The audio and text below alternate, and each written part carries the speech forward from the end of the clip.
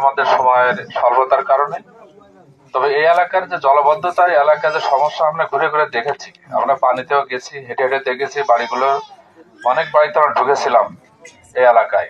আমরা দেখলাম যে এই এলাকায় যে মানুষের দুর্ভোগ, আমি মনিরামপুর আইন শৃঙ্খলা কমিটিতেও কিন্তু আমি কথাগুলো বলেছি সেখানে, এবং এই এলাকার দুর্ভোগের থেকে যাতে লাঘব হয় তার জন্য আমি সেখানে কথা বলেছি। পাশাপাশি সেখানে কিভাবে এর পরিত্রাণ পাওয়া যায় সে বিষয়ে আমরা এই যে গত 15 তারিখেও যে আইন শৃঙ্খলা কমিটির মিটিং হয়েছিল, সেই মিটিং এ কিন্তু আমি কথা বলেছিলাম। তা আমরা এতটুকু আপনাদের বলতে চাই যে যারা অতীতে যারা দীর্ঘদিন ক্ষমতায় ছিল, মানুষ কিন্তু স্বাধীনতার পরে যারা আসে এবং কথা বলে, মানুষ কিন্তু তাদের উপর বিশ্বাস স্থাপন করেই কিন্তু তাদেরকে ভোট দিয়ে নির্বাচিত করে ক্ষমতায় যায়।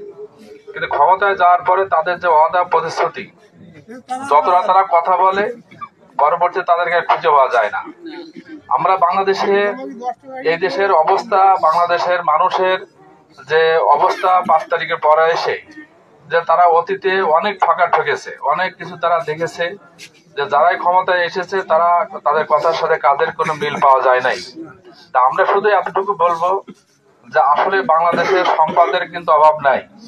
বাংলাদেশের এই সম্পদগুলো সততা, যোগ্যতা, দক্ষতার সাথে ইউটিলাইজ না করার কারণে, মানে এটা ব্যবহারটা ঠিক মতো হয় নাই। ব্যবহার মানে যারা ব্যবহার করবে তারাই দুর্নীতি করেছে, তারা নিজেরাই পকেটস্থ করেছে, নিজেরাই খেয়ে ফেলেছে।